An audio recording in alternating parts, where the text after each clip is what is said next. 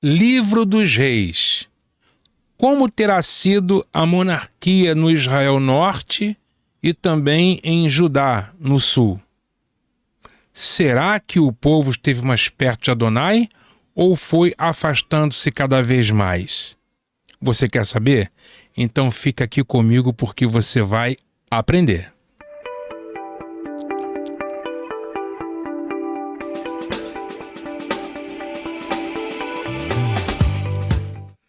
Olá pessoal, sejam todos muito bem-vindos e bem-vindas a este canal. Eu sou o professor Cláudio Martins. Que alegria poder contar com a sua companhia, sua audiência e o seu prestígio aqui neste canal. Um canal dedicado ao estudo do hebraico bíblico, à exegese, à teologia bíblica, enfim, a todo esse universo da Bíblia, das Sagradas Escrituras. Você se interessa por esse assunto? Então eu convido você desde já a curtir esse vídeo. Curte aí, inscreva-se nesse canal, ativa o sininho para novas notificações, faça um comentário aqui nesse vídeo, gente. Participa aí, coloca suas dúvidas, aquilo que você entendeu. Se você não entendeu alguma coisa, também pode colocar sugestões para novos vídeos. Enfim, vamos participar e fazer com que esse canal possa alcançar mais e mais pessoas. Para isso, eu te peço também que você compartilhe o link deste vídeo com outros. Esse vídeo é a sequência de uma série de vídeos chamado A Obra Historiográfica Deuteronomista. Eu iniciei um primeiro vídeo falando do Deuteronômio como portal para a obra historiográfica deuteronomista. Essa obra é constituída pelos livros de Josué, Juízes, Samuel e Reis. Já temos todos esses vídeos, você pode encontrar aqui nos cards que estão sendo colocados aqui ao longo desta fala, e também assistir agora o livro de Reis, o vídeo, a aula sobre esse livro de Reis, que eu vou procurar fazer uma síntese. É bem verdade que o material é muito extenso e eu procuro fazer uma síntese para que você possa entender aquilo que é essencial. Então vamos estudar Reis? Vem comigo. Muito bem, pessoal, o que podemos já de início falar sobre os livros de Reis, né? Eu coloquei os livros dependendo de qual perspectiva você vai considerar. Se você for considerar na perspectiva das traduções modernas, que por sua vez herdaram esta forma da Septuaginta, que é a tradução para o grego, né, da Bíblia hebraica, então você vai considerar os dois livros, né, o primeiro e segundo livro de Reis, conforme consta nas nossas traduções. Inclusive, o primeiro e segundo livro dos Reis são situados na parte dos livros chamados de históricos, dentro das nossas Bíblias atuais. No entanto, originalmente, na Bíblia hebraica, né, que é aonde originalmente está situada essa obra, a obra chamada Reis é uma única obra, não está dividida em primeiro, não era dividida, né, em primeiro e segundo livro dos Reis, e sim como livro dos Reis. E integra os chamados profetas anteriores, que é justamente o conjunto de livros que vai de Josué, passando por Juízes, por Samuel e em Reis, que também é conhecido como obra historiográfica deuteronomista. Convido você mais uma vez a assistir os vídeos que eu tenho feito nessa série de obra historiográfica deuteronomista. Em relação ao livro de Reis, é importante destacar que é, sem sombra de dúvida, o mais deuteronomista de todos os livros, considerando Josué, Juízes e Samuel. Por quê? Porque ele vai falar justamente desse período da monarquia que vai tratar desse período final da história de Israel. Falando do reino unido ainda sob Davi e Salomão, ele vai narrar a divisão do reino e aí até a perda da terra. Então ele vai realmente trabalhar, né, esse ápice e o declínio dos reinos do norte e do sul. Então é o mais deuteronomista de todos os livros, até por conta também de uma clara aplicação dos princípios da teologia deuteronomista. Podemos também pontuar que ele, como eu disse, relata o reinado de Salomão, com o reino unido, né? Então não tinha, com Salomão, o reino não era em Israel Norte e Israel Sul, não tinha divisão, era uma monarquia unida. Só que o livro dos Reis, a partir do capítulo 12, ele vai narrar justamente essa divisão dos dois reinos, e a história segue até a conquista do Reino do Norte pelos assírios. Os assírios conquistam Samaria e deportam a sua população, dando fim ao reino do Israel Norte, e isso aconteceu no ano 722, e posteriormente no ano 587, 586, nós sabemos pela história do cativeiro de Judá, conquistada pelos babilônios. Portanto, é um livro que vai mostrar como que Israel chegou a perder a terra e por que ele procura explicar o motivo da perda da terra. Tudo isso devido à teologia deuteronomista. A estrutura do livro de Reis, ela é uma estrutura basicamente simples, porque ela tem três grandes blocos, né? Um bem maior que os outros. 3 blocos. O primeiro vai do capítulo 1 até o capítulo 11, que vai narrar a monarquia unida. A monarquia unida, o capítulo 1 ele faz a transição, né? O capítulo 1 e 2 ele vai fazer a transição de Samuel para reis, porque o Davi, que o livro de Samuel ele termina com Davi, né? Davi ainda em ação. Ele vai, no capítulo 1 do livro de Reis, mostrar um Davi já idoso, um Davi já debilitado, né? E aí então a sequência, a sucessão do reino para Salomão, e a partir aí, então do capítulo 2, o 3, vai tratar do reinado de Salomão até o capítulo de número 11. Então é a monarquia unida.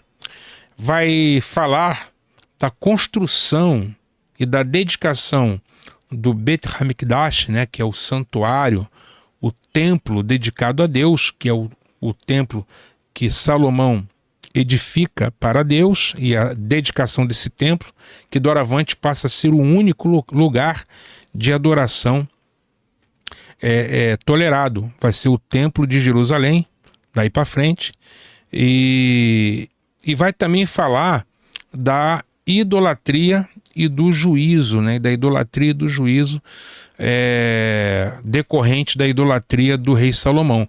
Salomão é essa figura tão controversa, tão paradoxal, né? Essa figura que ao mesmo tempo é capaz de amar a Deus, mas também, né, de amar as suas próprias concupiscências, vamos dizer assim.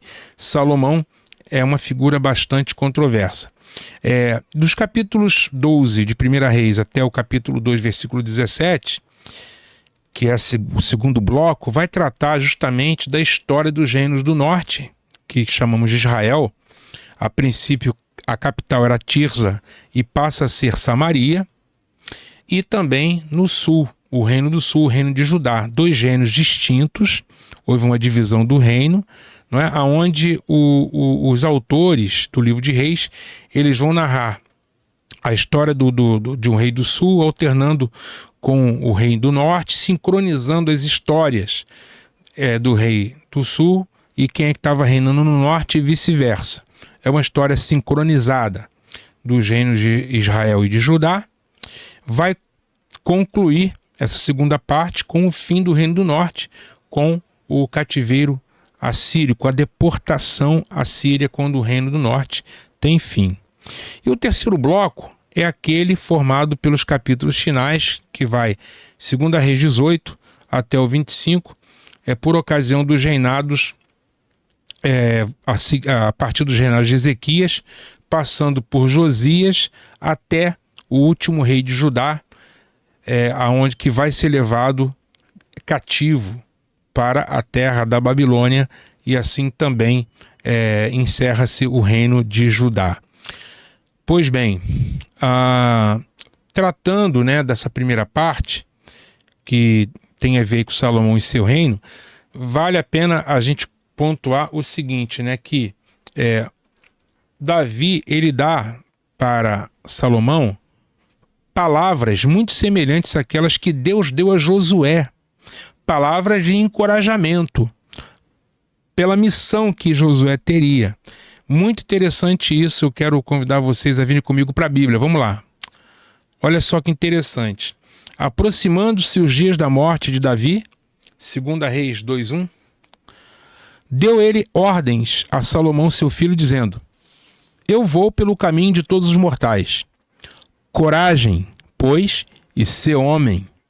Guarda os preceitos do Senhor teu Deus para andares nos seus caminhos, para guardares os seus estatutos e os seus mandamentos e os seus juízos e os seus testemunhos, como está escrito na lei de Moisés, para que prosperes em tudo quanto fizeres e por onde quer que fores. Olha que interessante, né? Ser forte, ser corajoso e guarda a lei do Senhor para que você possa prosperar. Isso nos lembra claramente, muito claramente, aquela palavra que Deus deu a Josué, em Josué 1:6 até o versículo 8, de Josué 1, de 6 a 8, e também no final do livro, em Josué 23, quando o Josué, o ancião Josué, fala para o Israel: sejam fortes, corajosos e guardem a palavra para que vocês não se desviem nem para a direita nem para a esquerda, mas também possam prosperar. Então, são palavras muito parecidas. Lá, um Josué velho para o Israel, e aqui um Davi idoso para o seu filho Salomão. Então, além disso, podemos também pontuar, não é? Como o texto diz aí: coragem, guarda os preceitos de Adonai. Podemos também pontuar o seguinte, assim, no capítulo 1 a 11, nós vemos ali claramente, principalmente a partir do capítulo 3, um pouco das contradições deste homem chamado Salomão. Veja, no capítulo 3 é dito que Salomão amou o Senhor, porém sacrificava nos altos, nos bamotes, nos lugares altos. Amava a Deus, mas sacrificava nos altos. Aqui nós já vemos algumas incoerências deste homem chamado Salomão. No capítulo 5 ao capítulo 8 é dito que ele construiu o templo e dedicou o templo ao Senhor. Aqui sim, um período áureo, né, glorioso da vida de Salomão, um feito notável de Salomão, mas dos capítulos 9 até o capítulo 11 é dito que Salomão amou suas mulheres. Então veja, o capítulo 3 diz que ele amou o Senhor, no capítulo 9 diz que ele amou suas mulheres. Então esse homem era um homem de paixões, né? Salomão amou, só que Salomão, por amar as suas mulheres, estas lhe perverteram o caminho, o coração, e isso fez com que Salomão terminasse por praticar idolatria e da pesada, né? Edificou santuário a Quemos, edificou santuário a Moloque, Deus moabita, né? Ídolo moabita. Quer dizer, ele começa a idolatrar ídolos como os cananeus faziam.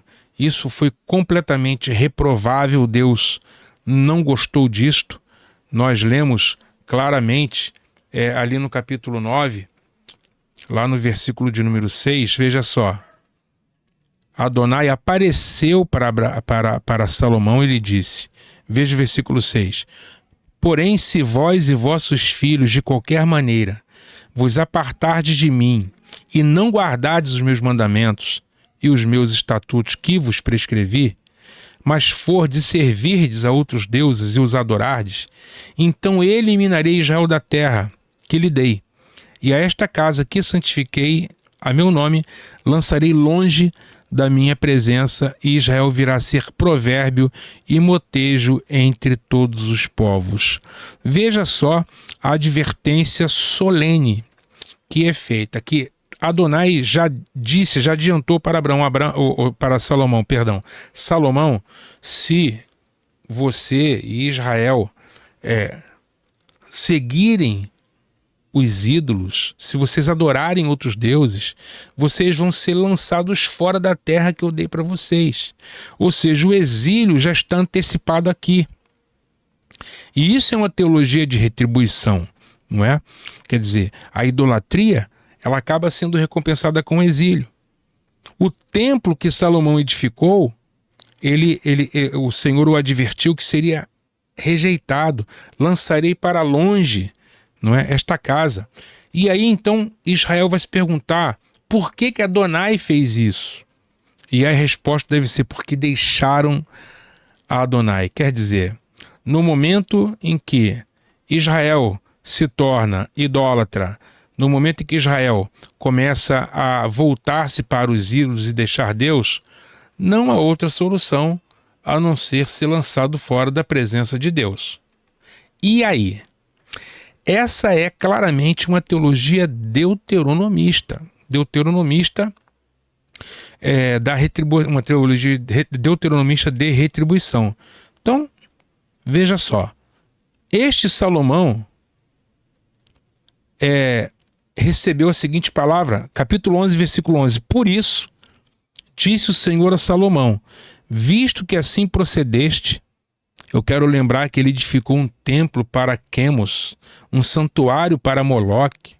Visto que assim procedeste, e não guardaste a minha aliança, a minha berit, a minha aliança, nem os meus estatutos que te mandei, tirarei de ti esse reino e darei a teu servo. Aqui está selada a divisão do reino, né? Quer dizer, esse reino ele vai ser dividido justamente a partir desta palavra, que depois a gente vai perceber que houve também fatores políticos, sociais que influenciaram aí, mas a teologia dos deuteronomistas parece já indicar que isso já era inevitável. O reino seria tirado de Salomão. Muito bem, o que vai acontecer? Outro detalhe interessante a ser também pontuado é o seguinte: os capítulos 5 a 8 do livro de Reis tratam da construção e dedicação do templo. Então, o templo é construído e depois dedicado. O último capítulo do livro de Reis, aqui está Samuel, mas é Reis, segundo Reis 25, tá?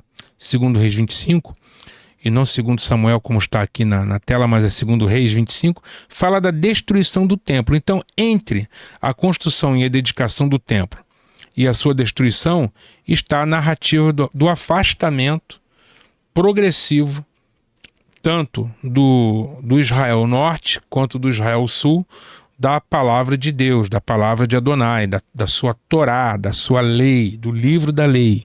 Essa é a teologia deuteronomista. Esse afastamento da lei promove também um afastamento de Adonai, o que termina com a destruição do templo de Jerusalém no ano 586. Primeiro o cativeiro assírio em 722 e depois a destruição do templo em 587, 586. Bem, aqui eu quero mostrar a série de reis de Judá que reinaram depois de Salomão.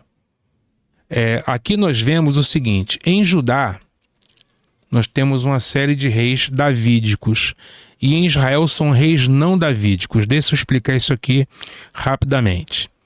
Quando o reino passou para as mãos de Roboão, o norte sentia-se muito prejudicado por causa das altas taxações de impostos que eram colocadas sobre o norte. E aí então o que acontece? O norte veio pedir para que esses impostos fossem reduzidos, fossem abrandados, fossem diminuídos.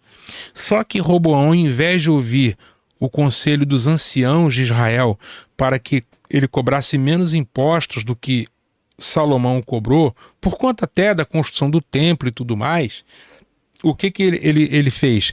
Ele aumentou a tributação. Ele não só passou a cobrar o que Salomão cobrava de impostos, mas ele ainda aumentou a carga tributária. E isso gerou uma insatisfação tamanha no Israel que fez com que houvesse uma revolta, uma rebelião, e Jeroboão, o Jeroboão I, ele acaba por assumir o reino do Israel Norte, Jeroboão I, como está aqui na tela, e Roboão, que é descendente de Salomão, não é? Ele é um rei davídico, como todos os reis de Judá, são reis davídicos. Então aqui a dinastia de Judá, ela é uma dinastia de reis descendentes de Davi e Salomão, são reis davídicos.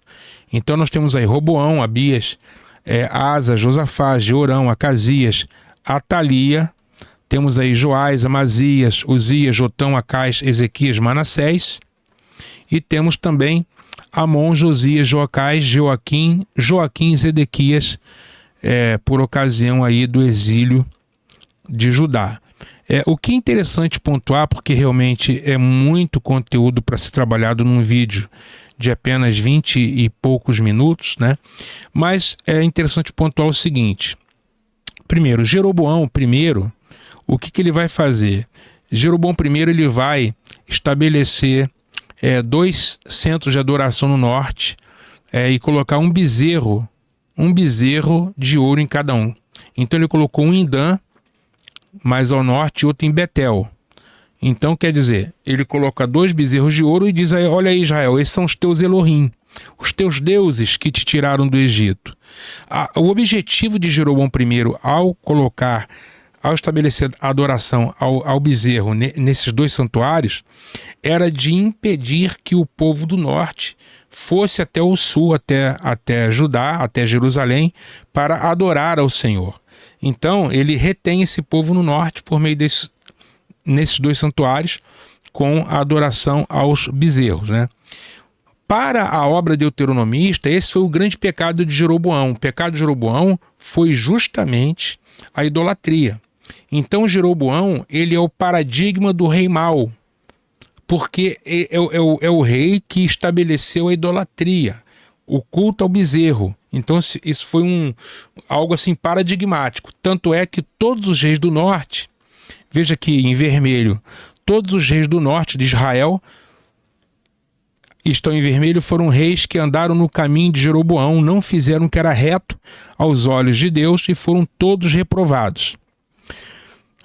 Na linhagem dos reis de Judá, os que estão em vermelho foram reprovados e os que estão em azul foram aprovados. Então, por exemplo, o rei Asa fez o que era reto, andou no caminho de Davi.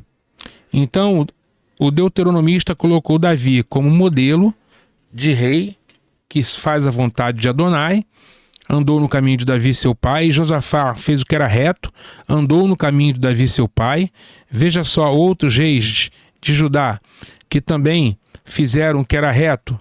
Olha, Joás, Amazias, Uzias e Jotão, eu coloquei aí uma parte azul, outra parte branca. Por quê?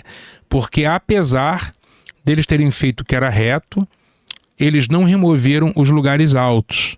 Então permaneceu lugares altos no reino deles, em Judá. Os que estão em vermelho foram totalmente reprovados. E os que estão em azul foram aprovados. Então, em Judá foram totalmente aprovados o Asa, o Josafá, o Ezequias e o Josias, o rei Josias, que o deuteronomista vai dizer, né, que não teve nenhum rei como Josias, né? Josias foi um rei assim muito, muito, muito elogiado, porque ele fez aquela reforma. A reforma que ele fez centralizou o culto em Jerusalém, destruiu os lugares altos, e todo o templo fora de Jerusalém foi destruído, e ele implementou aquela reforma deuteronômica, né? O Josias é um rei tido como sendo um rei aprovado. O que vai acontecer? O reino de Israel, ele vai terminar em 722, né? Temos aí uma sequência de 19 reis em Israel, no Israel Norte, terminando aí no reinado de Oséias. Israel é deportado no ano 722, o cativeiro assírio, e nunca mais esse reino voltou a se restabelecer, a se reerguer. Israel desapareceu, Israel Norte.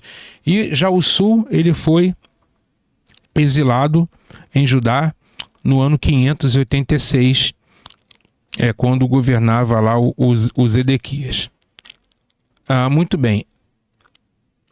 Sendo que Joaquim já tinha sido levado cativo, né? O rei Joaquim. Vamos ver aqui a teologia dos reis. Como eu já disse, né, existem dois modelos de reinados que servem de medida para os demais. O primeiro é Davi, que é o rei ideal. Davi, que é colocado como rei, o homem segundo o coração de Deus, o rei ideal, que deu início a uma dinastia, não é? Onde foi prometido que não faltariam filhos de Davi no trono de Judá, o rei ideal. Aqueles reis de Judá que andaram no caminho de Davi foram aprovados. E como eu disse, 4 foram aprovados sem nenhum tipo de censura. Que foi o caso do rei Asa, do rei Josafá, do rei Ezequias e do rei Josias. Alguns fizeram o que era reto, mas toleraram lugares altos, então eles não foram totalmente aprovados. E o resto foi tudo reprovado, né, de Judá. No norte foi todos eles reprovados porque andaram no caminho de Jeroboão. Então Davi é o modelo de rei ideal no sul e Jeroboão é o modelo do rei reprovado, e no norte todos eles foram reprovados. Todos os reis de Israel, portanto, foram reprovados e alguns reis de Judá foram aprovados. Um outro dado interessante de se destacar é que a teologia deuteronômica da centralização do culto e da adoração única a Adonai foram à medida daqueles reinados. Então, por isso que o norte foi todo reprovado. Por quê? O caminho de Jeroboão é o caminho da idolatria. E o deuteronomista reprovou isso, né?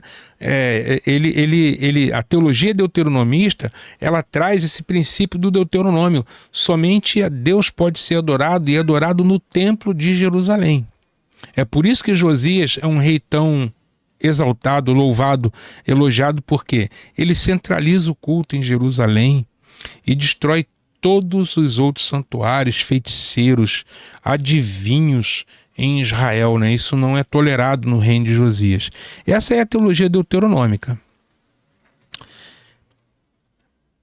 Essa teologia deuteronômica, quer dizer, da aliança, da adoração ao Deus único, da centralização do culto em Jerusalém, ela tem como mote, né, essa teologia da retribuição. Ou seja, se Israel segue os preceitos do Deuteronômio, se ele segue os estatutos, as ordenanças, os mandamentos, né, do Deuteronômio, Israel, ele vai ser recompensado com o bem, ele vai permanecer na terra, os inimigos não poderão resisti-lo. Mas se ele quebra, se ele desobedece, se ele se aparta dessa lei, o Senhor também vai se apartar dele. Então, portanto, a teologia deuteronômica da retribuição vai explicar o fim tanto do reino de Israel quanto do reino de Judá. E é desse jeito que termina o livro dos Reis, mostrando o fim do reino de Israel, 2 Reis 17, e o fim do reino de Judá em segundo livro de Reis, no capítulo 24 e no capítulo de número 25. Então, com isso, nós concluímos essa série de estudos da obra historiográfica deuteronomista. Eu espero que tenha sido assim enriquecedor para você compreender, né, essa versão da história de Israel dada pelos deuteronomistas. Há uma outra abordagem da história de Israel que é dada pelo cronista, chamada obra do cronista, que também nós vamos em algum momento aí dos nossos vídeos começar a trabalhar, a estudar também. Até é bom para a gente comparar com o deuteronomista e o cronista, como que eles dialogam, né? E as suas semelhanças e diferenças é muito interessante. Eu convido você que está assistindo esse vídeo aqui, né? É o primeiro vídeo dessa série que você assiste, a assistir o Deuteronômio, portal da obra historiográfica deuteronomista. Convido você a assistir o vídeo do livro de Josué, de Juízes e também de Samuel.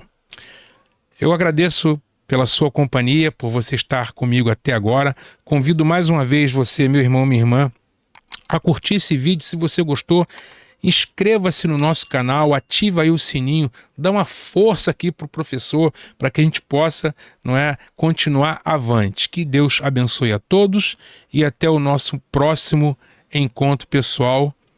Até lá. Até lá.